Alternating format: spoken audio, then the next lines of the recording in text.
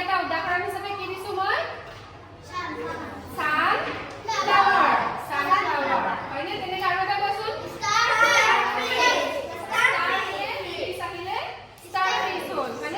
কিন্তু আজি তোমালোকক মই আৰু এটা শব্দ দিম এটো অকনমান বেলেগ দে খেলটো এটো কি লিখিছো কোৱা তাৰ পিছত এটো তে এতিয়া আৰু এতিয়া কি হ'ল গোটেই শব্দটো কোৱাচোন এই শব্দটোৰ পৰা ইয়াত থকা আখৰকেইটাই লগ লগাই পেলাই আমি কেইটামান নতুন নতুন শব্দ বনাম হ'বনে হ'ব এটা বাৰু মই কৈ দিছো দেই মই নকওঁতে পাৰিবা নেকি কোনোবাই কোৱাচোন পাৰিবা কোৱা ট্ৰী কোৱাচোন ট্ৰী কোনকেইটা লগ লগালে হ'ব প্ৰথমতে TREE ট্ৰী বহা কৈছে তাৰ পাছত আৰু এবাৰ কোনে ক'ব এবাৰ তনবিৰে কোৱা বাৰু কোৱা মেহতাবে কোৱা বি বানানটো কৈ দিয়া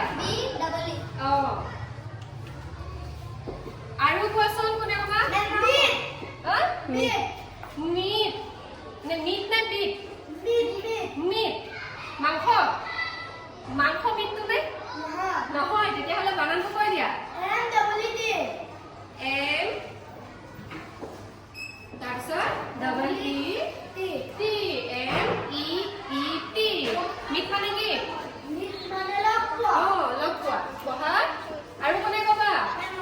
কোৱা মি কোৱাচোন বানানটো ME মি মানে কি মই মি মানে ইকৰানা হয়নে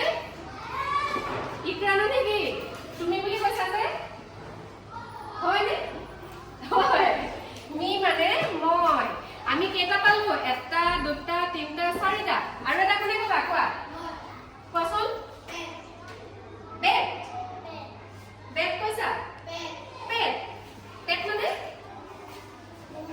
পোহনীয়া জন্তু আৰু কোৱাচোন বানানটো কৈ দিয়া মোক PET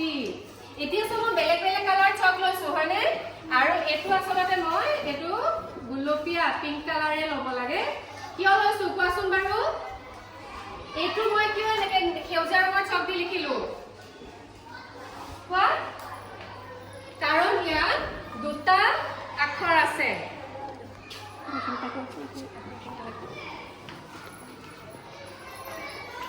এই নিটো সেউজীয়া ৰং দি লিখিছো কাৰণ ইয়াত দুটা আখৰ আছে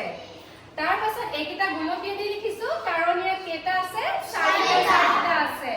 আৰু ইয়াত তিনটা আছে হয়নে গতিকে এতিয়া আমি শব্দকেইটা এনেকুৱা আৰু এটা মই দিব পাৰো তোমালোকক সেইটো তোমালোকে নিজে ভাবিবা ঘৰত ভাবি কেইটা পাৰা বনাই আনিবাচোন হ'ব মই তোমালোকক এইটো দিছো কি হয় ক'বাচোন দেই কি হ'ব এইটো মেংগোটো দি তোমালোকে কেইটা এনেকুৱা নতুন শব্দ বনাব পাৰা ঘৰত বনাই আনিবা হ'ব ঠিক আছে খাই